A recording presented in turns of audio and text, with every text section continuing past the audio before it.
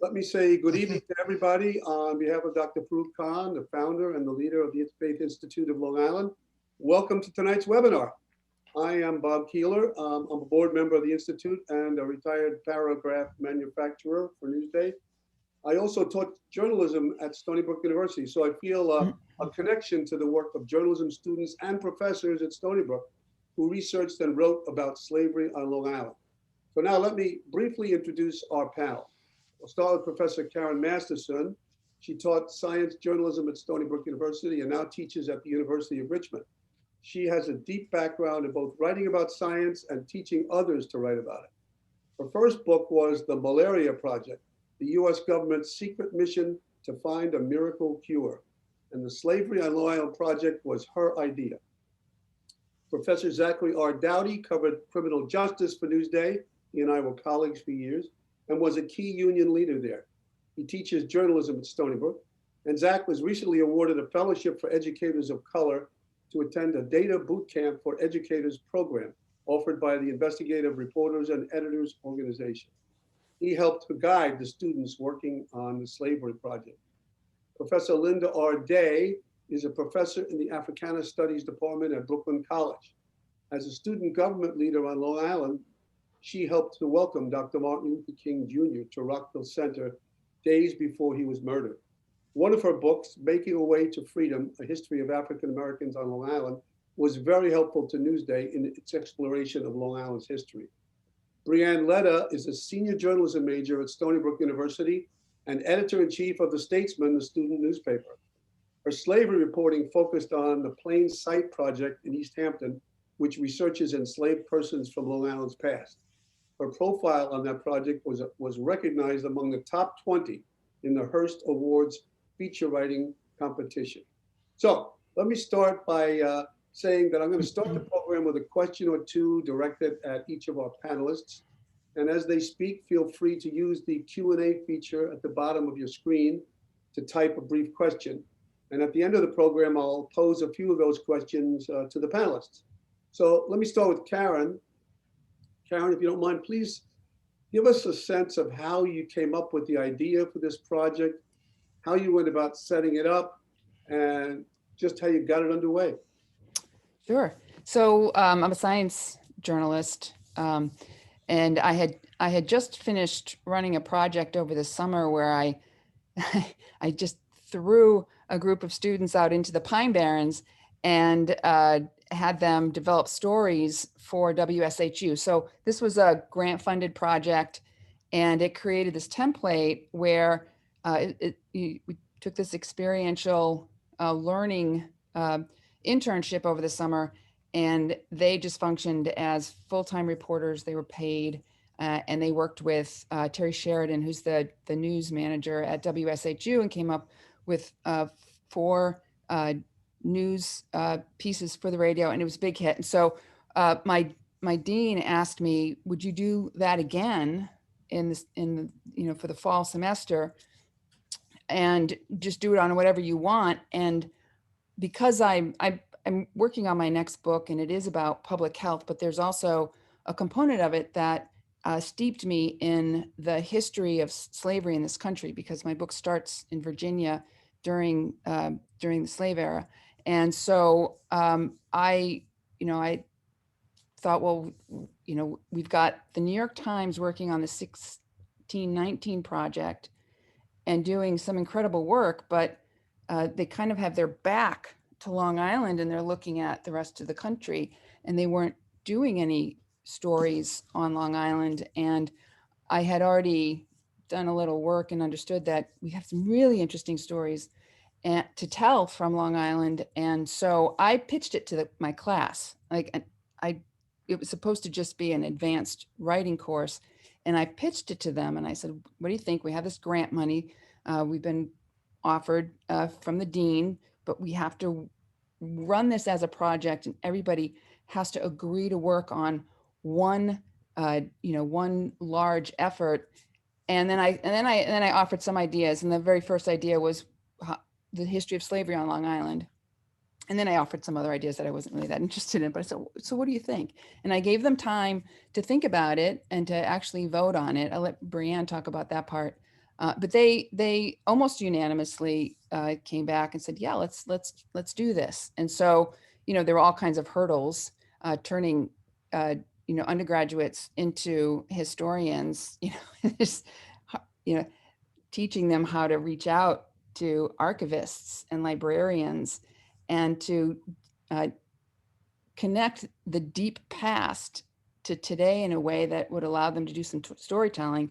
Um, you know, it, it, it, it took some, it took some collaboration, but I knew that I wanted to work with Zach because Zach was at Newsday, and I thought I was clear that we were going to come up with some good stories that Newsday would want.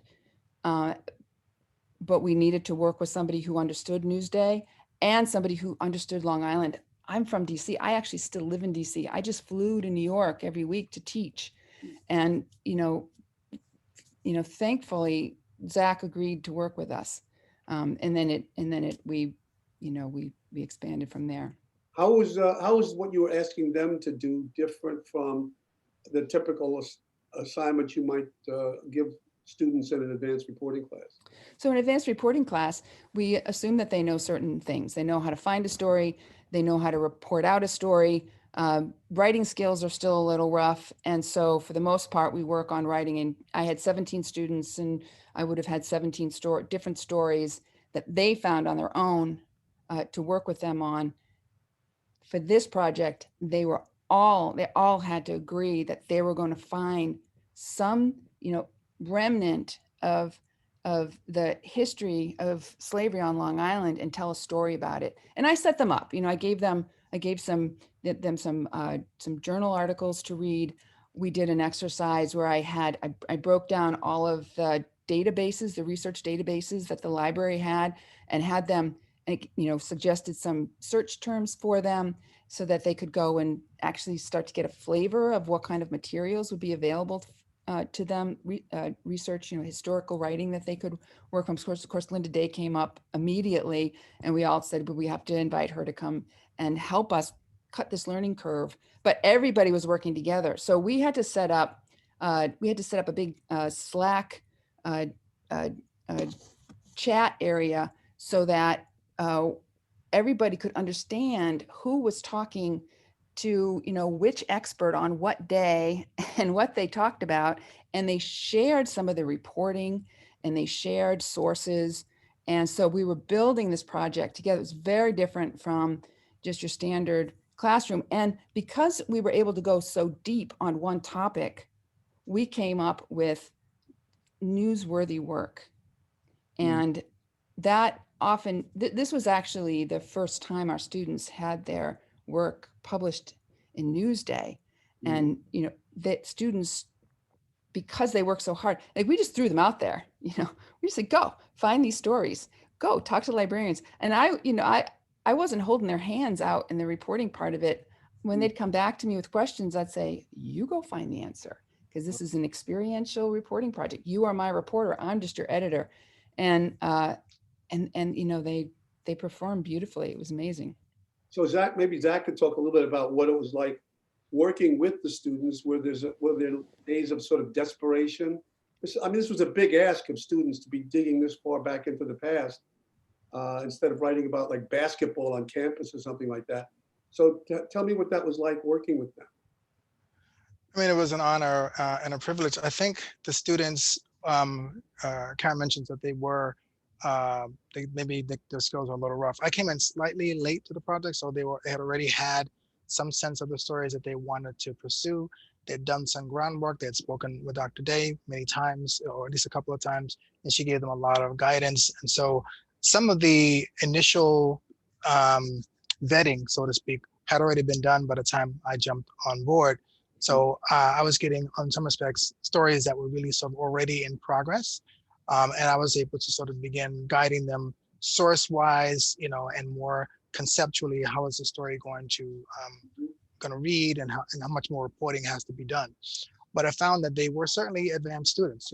I tend to teach students who are on relatively elementary level, teach a 100 level course and a 200 level course.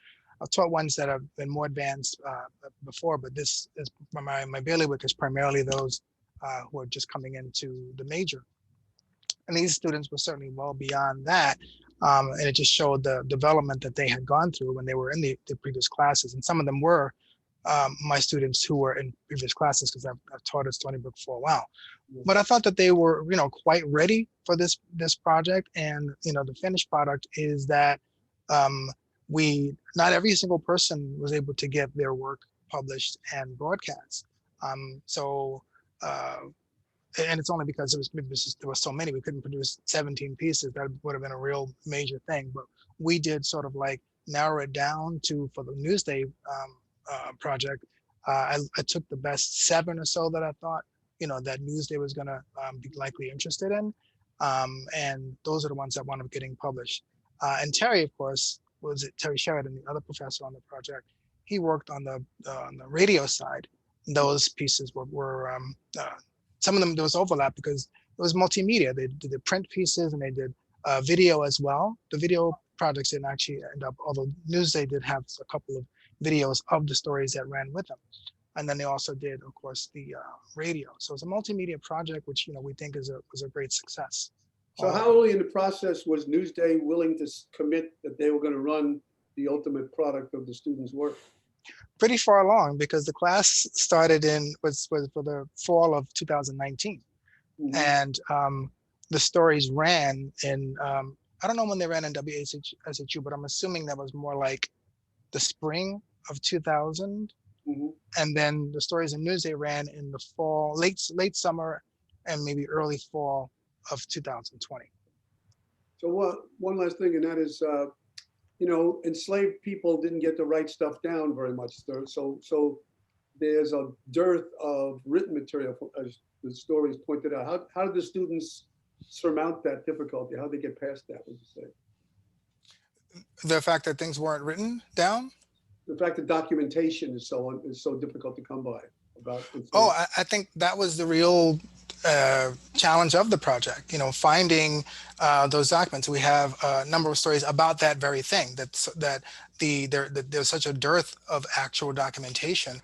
And this is the whole, in some respects, the reason behind the project. A number of the reason behind the projects that we were reporting on, a number of those projects are trying to reckon with the fact that slavery has been hidden on Long Island. So you have researchers who are trying to uncover that now, looking through primary sources, original material, and the students were talking to those folks who were doing that kind of work. So like in Brianne's case, there was documentation that was sort of literally stumbled upon, and then it became more intriguing to the researchers, and I want her to explain how the project came about. But that was the case in a number of different things. And again, Karen mentioned the 1619 project from the Times, which I think increased awareness of this issue, because obviously it commemorates the 400 years since the first Africans were brought to the United States and began slavery in the United States. So there was a tremendous amount of awareness about the legacy of slavery, and then of course the degree to which the remnants of it are still affecting us today. So you have institutions like the historical societies, Southold, for example, and then a number on Long Island, several of them, that are examining, they're doing this sort of like introspective look at themselves to see, well, it happened here. We should find out more about it. We're trying to reckon with our past. And so we were able to document a bunch of those things and bring all of that past up to the present. So let's talk to Brianne. So Brianne, how did you come upon the Plain Sight project in East Hampton? How did you learn about it? How'd you make the connection?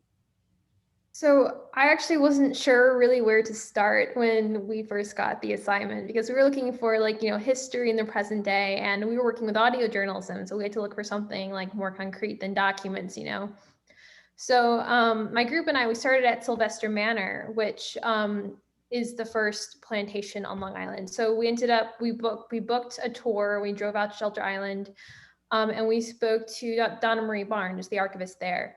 And she's actually involved in a Plain Sight project. And she suggested if we're looking for, more experts on slavery on Long Island, we should maybe look at the people involved in that project.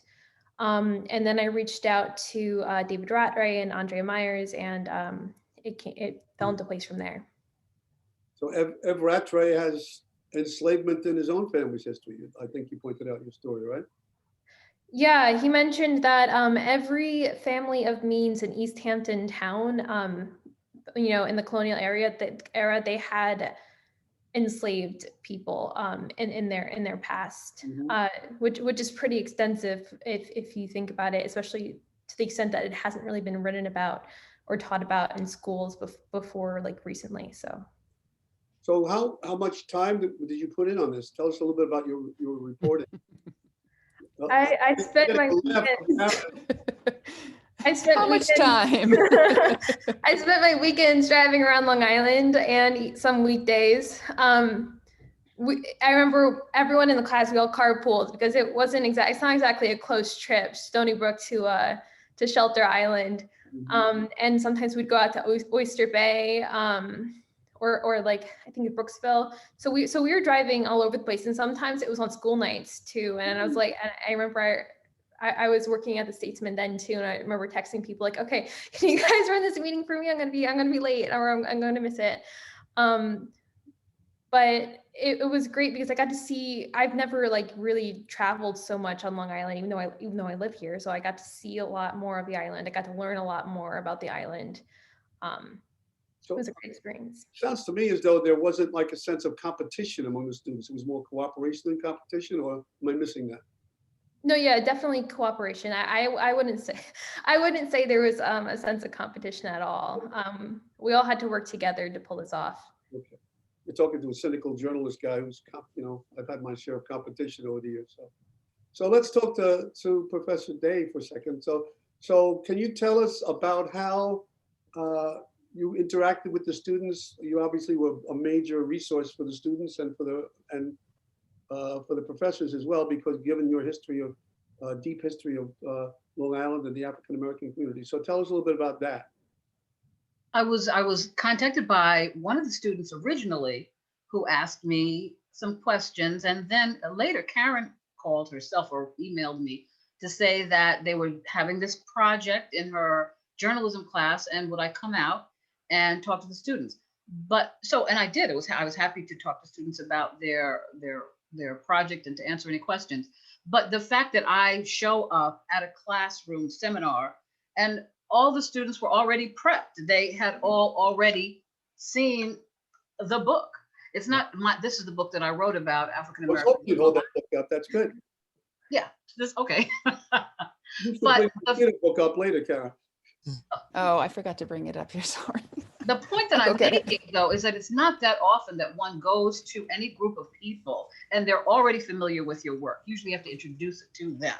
But the fact that the students already knew about what I had been writing was really very inspiring, heartwarming. It was really a very good experience for a person who's a teacher, a historian, to go to a group of young people who are already prepped to ask very intelligent, very thoughtful questions about the topic. It wasn't, yes, they already were familiar with it, so we could jump right into really deep and important issues on the subjects that they were exploring. Okay. It's great. So talk a little bit about where slavery fits into the whole history of African Americans on Long Island. Put it into perspective, and the ways in which governments have managed to oppress African American folks through land use decisions and a whole bunch of other things. Talk a little bit about. Well, that's a long, big story. Yeah. But I like the way maybe in a way Brianna kind of teed it up by pointing out that when it comes to something like the town of East Hampton, that in the colonial era, every family of means had a few, maybe one, maybe two, probably no more than three enslaved people in their household. And that's the reality of the colonial period on Long Island. People who were big landowners had big properties, and part of their holdings had to do with people too, human beings who were the labor force in the colonial era for sure. I mean, as time went on, In the later 1900s, you had more folks, immigrants coming into the New York area that also formed a good part of the labor pool. But in the colonial days, we're talking about indigenous people, Shinnecock, Montauk, Umpqua, the people that were already here, and then the African people that were brought here. So those two groups formed a good chunk of the dependent labor population of Long Island and had to do with a lot of the infrastructural development in the colonial era. So, Brianne, tell us a little bit about what impressed you most? How did you get affected most by this work? This was really impactful for me working on this project personally because it was almost at like two levels, right? So I was learning more about my own abilities as a journalist. I was learning more about how to report, but I was also learning more about where I grew up. I've lived on Long Island my entire life, and I did not know about the history of slavery here. So I felt like I was discovering something new every step of the way. And I also learned a lot about how to write about historical stories in a historical context. So one thing that I learned, is that language is really important when you're writing about history. That wasn't something I had understood before. So one of our attendees is asking if we're going to talk about the findings of the project in addition to process. So maybe Karen, you can just give a few bullet points about what you feel were the most important findings and results of the project. Sure. So we had to start from scratch. What I was learning about enslavement came from first person accounts that I was reading in the context of Southern slavery, which was big plantations, large communities of enslaved people working for one family on one large, one large, a farm, and they were called planters back then. And so we had to understand where we were on Long Island first and foremost, kind of undo these ideas that we had, what little scraps of history we got in school about what enslavement meant to this country, and really get a grasp of what it was like on Long Island to be enslaved. And so in order to get there, we needed to understand those two important things: land use and education. And then we also I was going to have my students read these first person accounts that I had been reading for my work. And we have Jennifer Anderson. She's a historian on campus who actually gave us first person accounts of enslaved people on Long Island that we could read. And through them, we learned that that the experience had different textures to it. So to just get into the right mindset for the project, we read these histories and we read these first person accounts. And then I set them out on their way, and they just found opportunities to learn about enslaved people in different towns. So we were in Oyster Bay, Southampton, Sag Harbor. It is one of the original communities created after New York. I have Linda talk about the abolishment of slavery on New York, because it wasn't complete, but there was a point at which all enslaved people who were on Long Island had to be released. And so there was a community, original community, that was Sag Harbor. And, most of us think of Sag Harbor as, a white beach community, and it's not, right? So we had a couple of people who go out to Sag Harbor and work on, there's a church there that one student wrote about. There was a gentleman called Cyrus Conser who was enslaved and then became a whaler. And there his house was broken down and moved, and there was an effort to try to put it back together and turn it into a historical site. So that was another story. We found librarians and archivists who were trying to put together a sense of this one school called Colored School Number 6. What was that school? Who went there? There were the old language that was used, this term colored, applied to people of African descent, also Native American descent. And then in diving into that story, we learned, well, wait a minute, a lot of African American and Native American communities were pushed onto common lands by the mostly white agricultural interests on the island. So they were living together and ended up creating communities together. And this language that, that was being used to define them was so blurred. And we had one student who went to the, what was it called? I wrote it down, the Maid Inn, that had this history of potentially being part of the Underground Railroad. And so this student went there and talked with historians about the evidence of it actually being a stop on the Underground Railroad. And he there was a lot of misinformation around this place. And he came to the conclusion that it probably wasn't a stop on the Underground Railroad. So that was another story.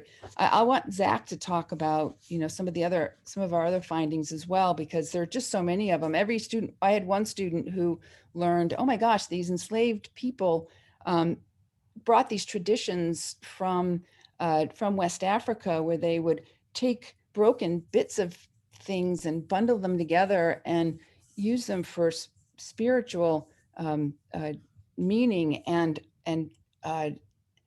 almost a way of still trying to be back home. And that was, this was a story that didn't end up in print, but I thought it was a very good one. It was, we have these artifacts that tell us that slavery existed on Long Island in a very particular context. And there's any number of ways that you can go out and tell those stories. You just have to do some work. So any of our panelists can answer this question.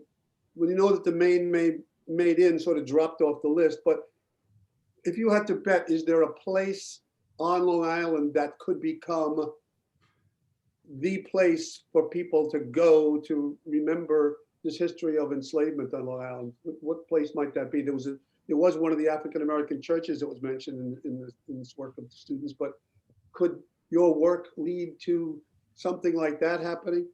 A place being a place for people to put their feet where they can remember this history?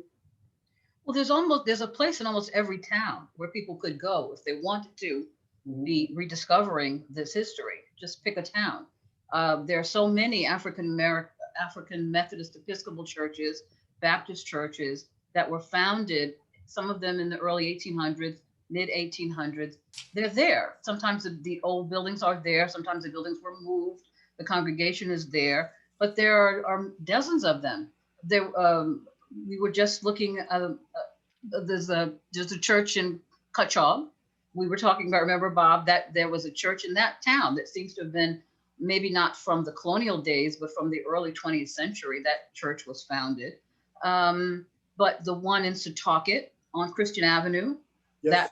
That church was founded in the early 1800s. The church in Amityville, Copiague, that church was founded something like 1835. Even in Hempstead, the Jackson Memorial AME Church was founded in 1835. So there are lots of places. There was something just on television just the other day about Miss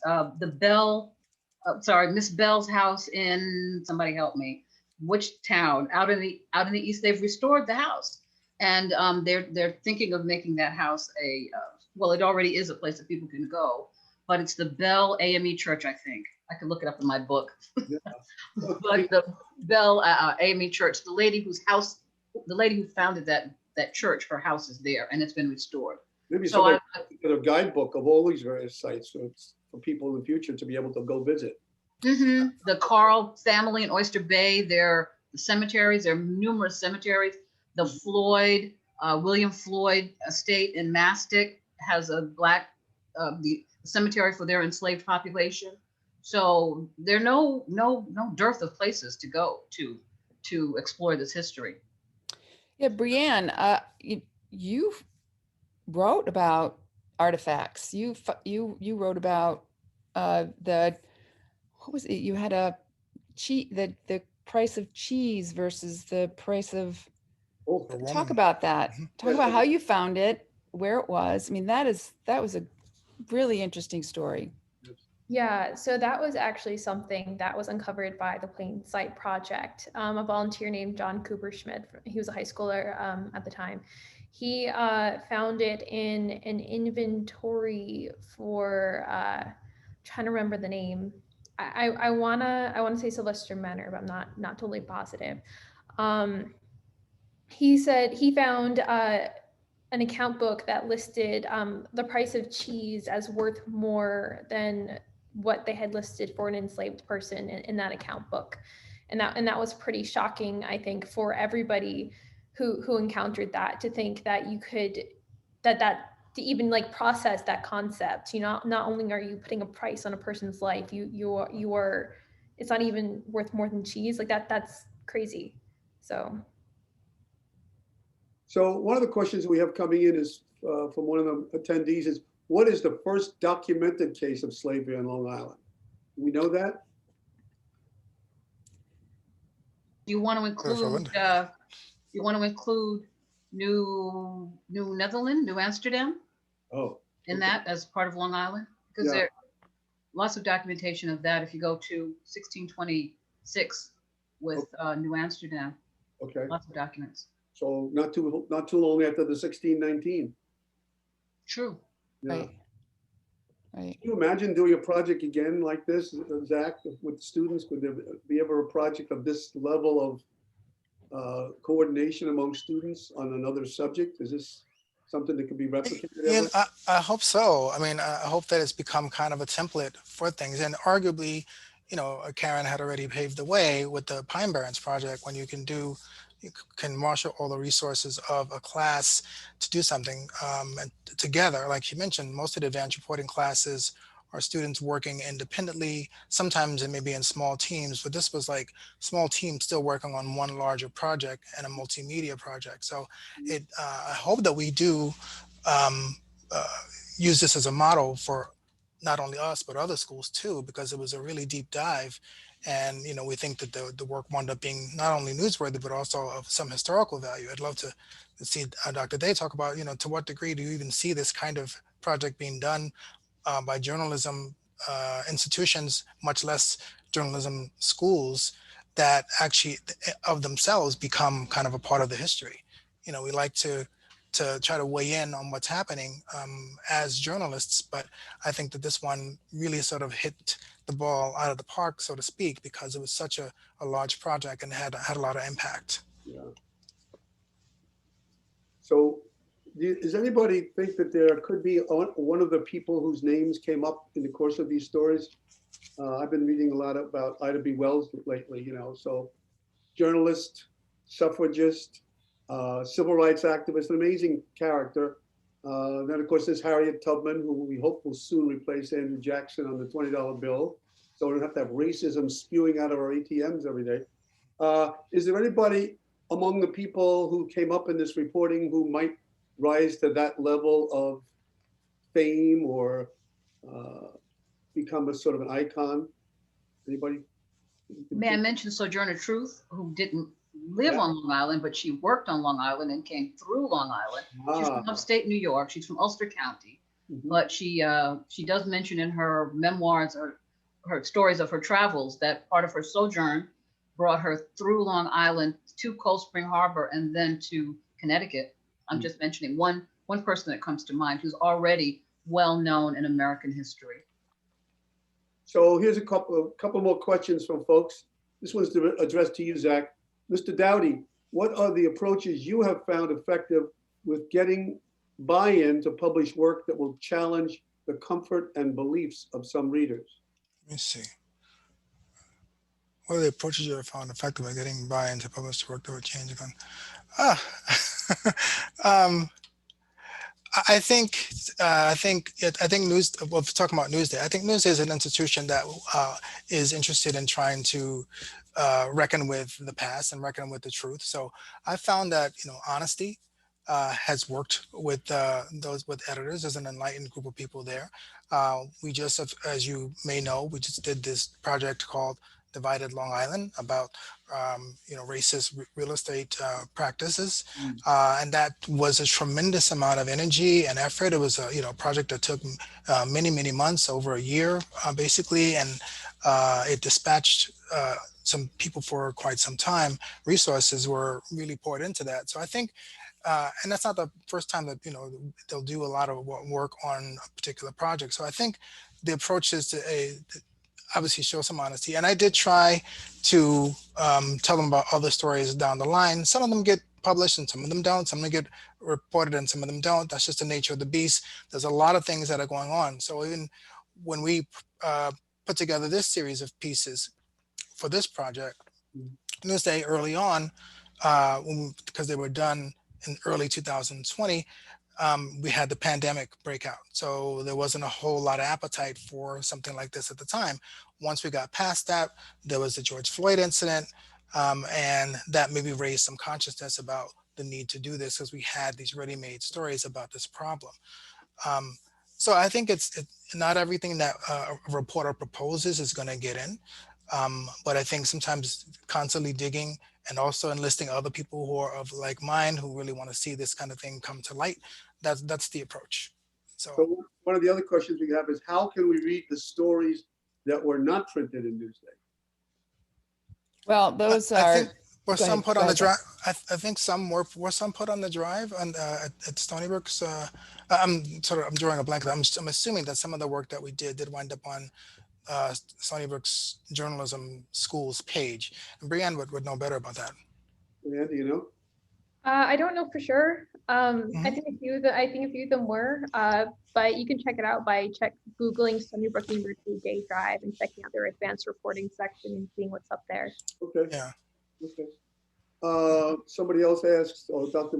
Mupon asks, were the majority of slaves on Long Island brought to the island from the mainland, or New York was an entry point for slaves to be brought from abroad? What do we know about the origins of enslaved people on Long Island, how they came through?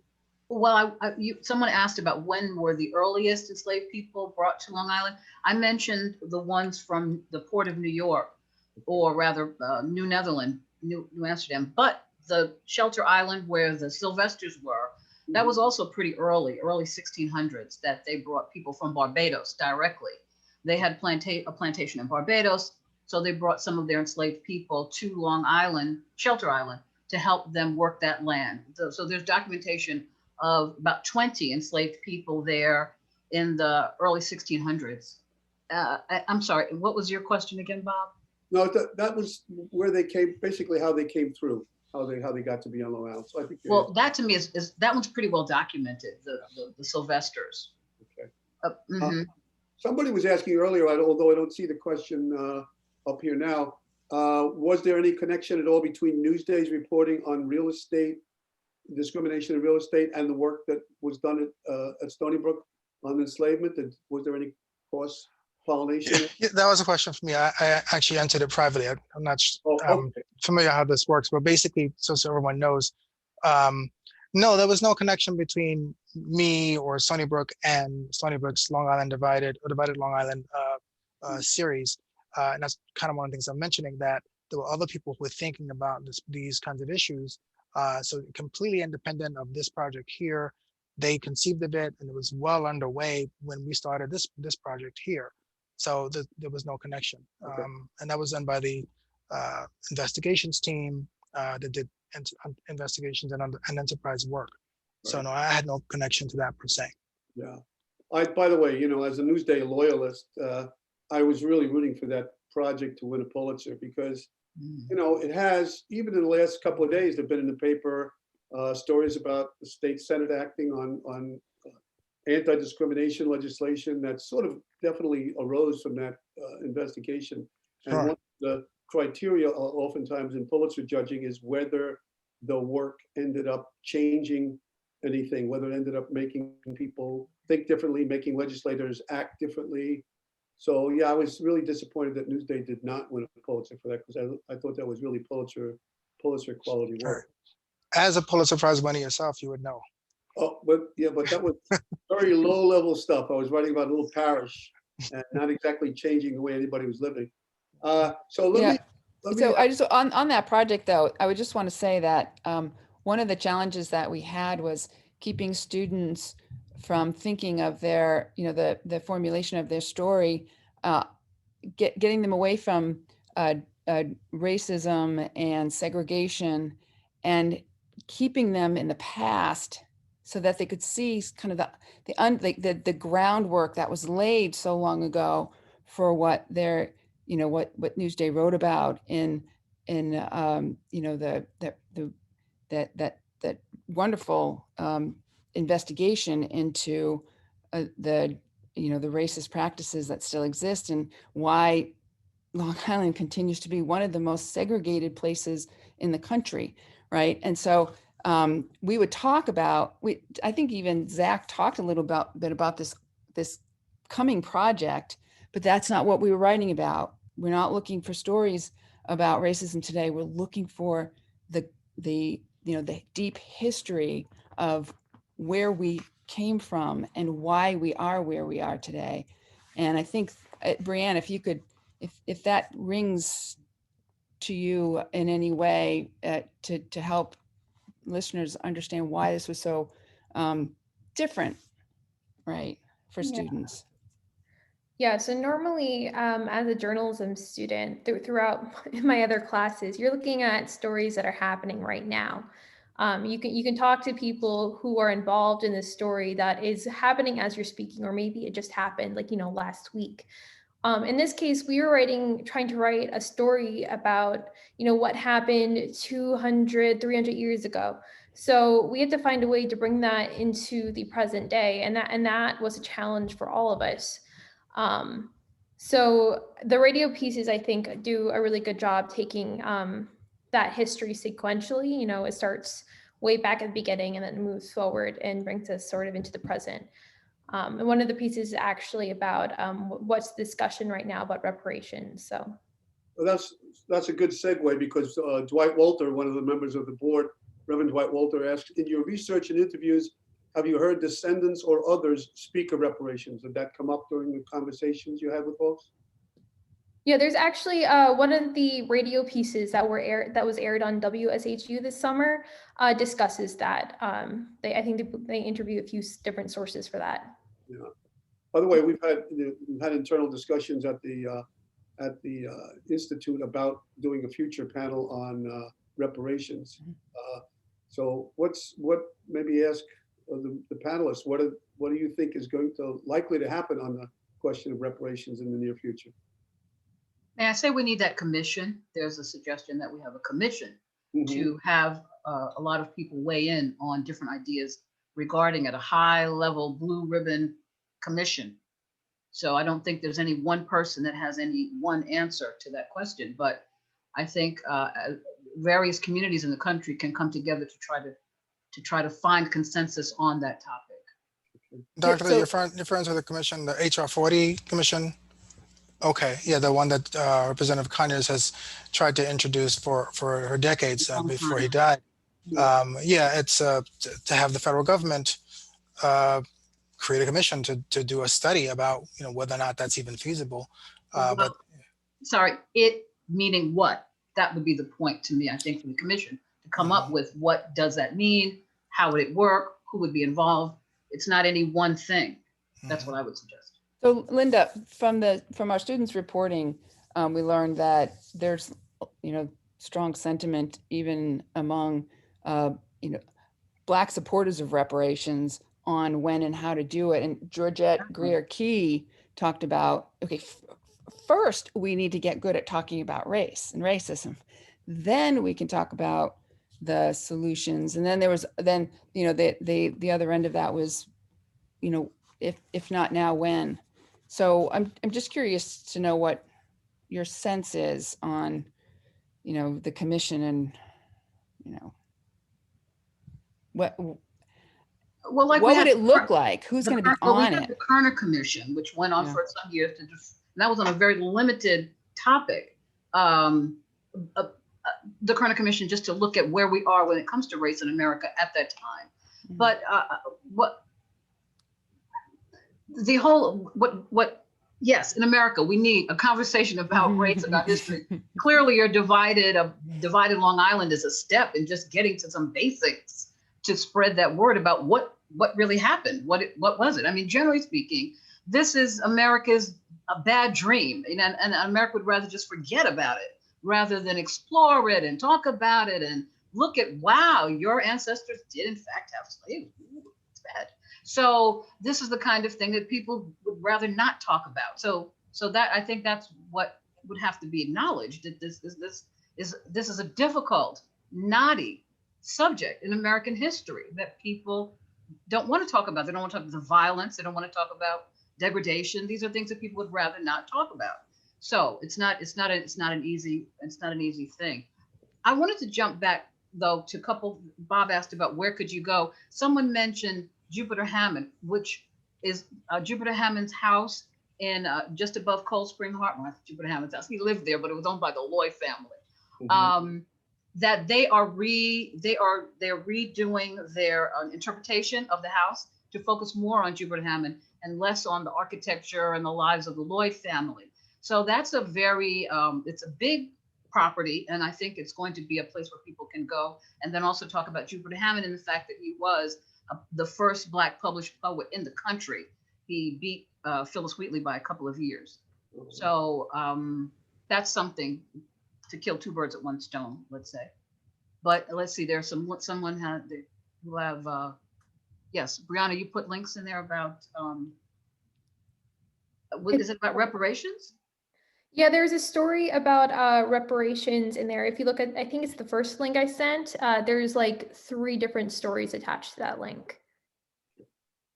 Another question from someone says, what were the main industries that enslaved people worked in on Long Island? Agriculture, household, domestic help? What's the sense of that? Both, wouldn't you say, Brianna, Karen, Zach? Yeah. Both of those. What's so interesting, and Linda talked about this at the beginning, is that every house, every big house on Long Island had, what, I don't know what the average is, Linda, was 2, 3, 4 enslaved people. So it wasn't a big, but it was almost, what I took from it was almost a much more isolated existence to be enslaved on Long Island, because your community is so small and the big house that you live in is so far from the next big house. Whereas in the South, and large plantations and large numbers of enslaved people, there was at least opportunity to create community and a sense of survival skills, right? Those 3 or 4 people per house did everything, right? I mean, they did the cleaning, they did the cooking, they went and worked in the, whatever, if it was a business that required craftsmanship, like making furniture or plowing the fields. But they weren't, we didn't have plantations on Long Island, I don't think. I mean, Lindy, correct me if I'm wrong. No, Mary Platt Treadwell she had 10 to 15 enslaved people, and that was a lot. There were no other people that I know of documented with more enslaved people than she did at that time. That was a lot. Let me ask you a personal question, Brianna. Are you planning to be in journalism? Yes. Thank you. Thank you. Well, because journalism is getting to be a harder line of work to get into these days. I mean, journalism is running through hard times because of the business model and everything else that you know about, and people who are demonizing journalists and so on. So every time I run into somebody who seriously wanted to go into journalism, I always want to say thank you. Thank you. So Thank you. luck. I'm playing job, so.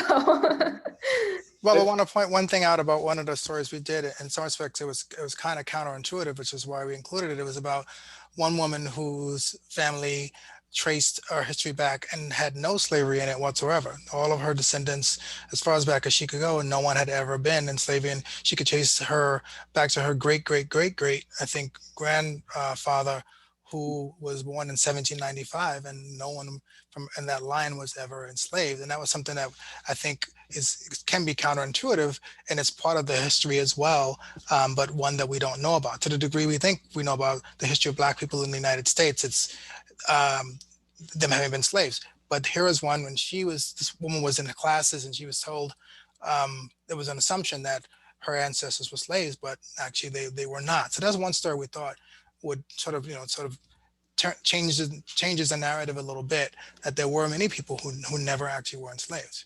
Linda, you may have more about that. Well, I would just ask, does she know where her people were in 1650? Yeah, she's a historian as well. So for Oyster Bay Historical Society, I think it is. Was that the Carls? Yeah, Carls, exactly. The Carls, okay. Mm-hmm. They say that they were, I don't know how that could be, but yes. They don't have any documents earlier than the time that their ancestor was a free man. Uh-huh. Yeah. That is true. But I mean, you have, say, Mary Crabb, who freed her enslaved person, African named Owa, American named Tom. And that was like in 1640 something or other. She freed him. So from then on, his descendants were free people. Mm-hmm. So I think we're coming up on an hour. Maybe we could sort of round things up a little bit by recognizing that slavery was a while ago, but sort of the lingering effects of slavery are still with us in so many different ways. So just let's talk about that a little bit. And maybe Linda, you could talk a little bit about your own Long Island experience, your own family's Long Island experience, and tell us anything about that might be useful. Okay, thank you for opening the floor. But I also wanted to mention, to piggyback off of something that Karen said about the isolation of people during the time of enslavement when they were living in these big farms, isolated. I think one of the positive things about when people were in fact freed from the possibility of being sold, that they formed communities. So that the founding of these churches was a way that people formed communities and began to group together and to form communities around the churches frequently. So I think that desire that people have to be in a community is very real, and it manifested itself in communities like the one on Christian Avenue, where you have people who some of their ancestors were enslaved, some of their ancestors were indigenous people, and they blended and they mixed and they formed their own community. Now, of course, surrounded by suburban Stony Brook, and but they're there, and they know that they were always there. The archaeology of the place, that Chris Matthews did a lot of the archaeology of that area, and the Setauket people and the artifacts of the indigenous people of that region, they just go back thousands of years, really. So that was their land from forever. In my own case, actually, I have relatives there in Setauket, my cousins. I have cousins in Setauket. My aunt, who's my mother's sister from North Carolina, moved to Long Island and married a man from there. So my cousins often refer and think of themselves as Native Americans. But they're also Black people from North Carolina at the same time. So there's a lot of that, of just people who have double identities, really. And the Unkechaws too. Hmm? The Unkechaws. That's Yes. And people, of course, are free to choose whatever identity they would like to focus on, because that's how it is now. People choose their identity, they choose their gender, whatever they like. So that's one thing that's a freeing experience for people to be able to choose their identity. So I certainly was struck when I went out to the powwow, when you go to the Shinnecock Reservation for powwow. There are people there of all shades, all colors, all, and they're from all over, and they share a culture, and they're there to celebrate that aspect of their culture. right. Of course, if you paid attention to Long Island history in general, you know how those folks had their land ripped off for educational institutions, golf courses, all kinds of. Yes. So Yes, the Shinnecocks are in a struggle right now for some of their rights. So I Yeah. wanted, you asked me about, besides my own personal history, that the period of enslavement, then emancipation, but there, in addition to neighborhood churches, the segregation, the housing segregation led to poor schools, housing discrimination, and then segregated neighborhoods. So the segregated neighborhoods, of course, are part and parcel of a result of the racism in redlining and mortgage, all the things that the Newsday article, the Newsday series talked about, which are a result basically of racism. Yeah, I mean, the land use that we learned a lot about land use and how it immediately after slavery was abolished on the island, the white agricultural interests pushed all people of color out to the shorelines, right? And that's how Native Americans and Black communities came together along the shoreline, Sag Harbor and Southampton. And then when they stripped the central part of the island of all the nutrients and couldn't farm there anymore, but there was also a change in interest in where to live, being by the water. There was now a flight from the city, and so then the communities of color along the shoreline were then kicked into the center part of the island, and it's just been this history of white dominance over control of who lives where and when. And so where we are today just has this really deep history that's so interesting, but that, of course, the most upsetting part is we really, as Newsday showed us last year, come very far, right? And learning to, well, I feel white, and I think Zach's also done a lot of thinking on this, is like, white communities suffer because of it, because it's such a limited way to think and live, right? And somehow the interests on Long Island haven't bridged the ability to get beyond that. Well, as we were discussing earlier on, before the full discussion began, Newsday back in the late 40s was critical of those who demonstrated against whites only covenants at Levittown, which of course was the first major big development in suburban America, and certainly in Long Island. And so Newsday did not do a great job back then of criticizing those covenants, but recently, to its credit, they apologized for what the editorial they wrote back then criticizing the critics of those covenants. So it's a long, fraught history, and it just seems to not get better. Although I think at one time we were considered the most segregated community around, and now I think like we're third or somewhere in that neck of the woods. So unless we have anybody else who would like to throw something in, I would suggest we've had a great conversation. It's been really fun just going back and forth on this stuff. And lots of luck to you, Bran, in journalism. I know we'll be hearing more from you someday. And thank you to all of our panelists. And thanks especially to Professor Marjana Issapour for setting up the technology for the webinar, making sure it ran smoothly. And thanks to Dr. Khan for his support. And thank you for all the folks out there who tuned in, asked questions, and showed some interest in the subject. So with that, I'm going to say thank you very much, everybody. Take care of yourselves. Good night. Thanks very Thanks so much. much. Good night. Good night, many thanks. Mhm. Karen, you never asked for your thing to be displayed. But it was a fascinating read, I have to tell you. I started reading them. So thank you, Dr. Day, for mentioning it. Now I can dive into this. And I think, Dr. Day, somebody asked for the name of your book. I typed it, you mentioned that my first typing of it was to the panelists, so I typed it again. No, you know what? Say it because I'm recording this. And Karen, you could also say your book because I'm recording this. So whoever gets the recording, they actually get it. My book is titled Making a Way to Freedom, A History of African Americans on Long Island. And the title is taken from a poem by Jupiter Hammond. who wrote, if the God of Israel can make a way for freedom for the Jewish people, can he not make a way for our people as well? Wow, thank you. And Karen, do you want to mention your book?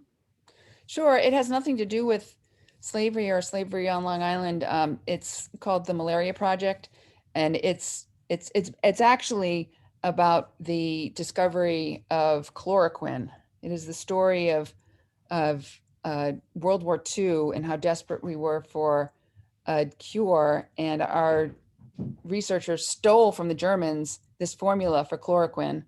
So when the whole hydroxychloroquine thing came out, I wrote a few pieces for the Washington Post because I'm kind of an expert in chloroquine and hydroxychloroquine, not in its current day use, but the deep history of it. Yeah. Oh, interesting. Very nice. Thank you. So I'm going to display at least one of the things you sent me. So for the 40 people or so who are here, they can see it. Thank you, everyone. Oh, yes. Ah. This was one of them. And That was the second installment. That's the second installment. Yeah. That's the And first that's one. the first one. yes, and that's the first one. And so if any of the audience want, they reach out and we can send them copies, PDF. Thank you very much, everyone. Wonderful. Great, thanks. Yeah, Zach, you were going to show the photo too, right? Of it made this picture. Isn't it this picture, Zach, that made it to in Yes, the yes, best 100 photos? Yeah, and on Long Island Life for 2020, that photo made the cut for some of the best that news they thought it had produced for the year. So that was nice, and that is a stunning, really moving photo. So which and cemetery is this one? Which what? Which cemetery? Oh, Brianne, where is this?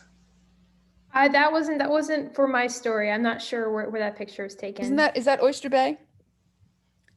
Well, let's sure. see. I think that was. Let's see. I think it's the cover story is all the way down here. It says, what is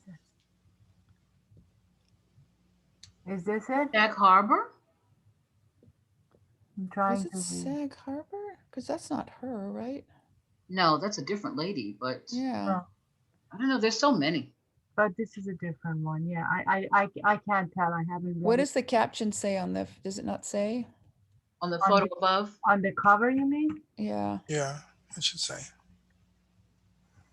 Yeah. No. No. In this issue. What about where it says in this issue? On the left side, right below the picture? In this. On the left side, yeah. Oh. The cover story we learned about.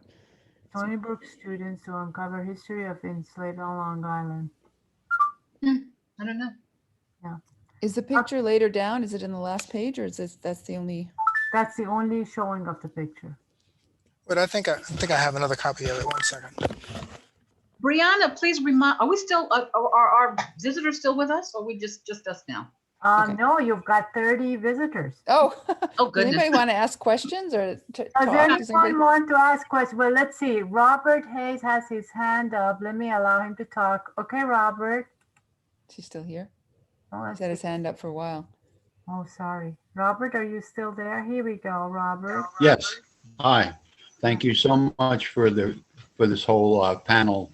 I knew some things, but I've learned a great deal more.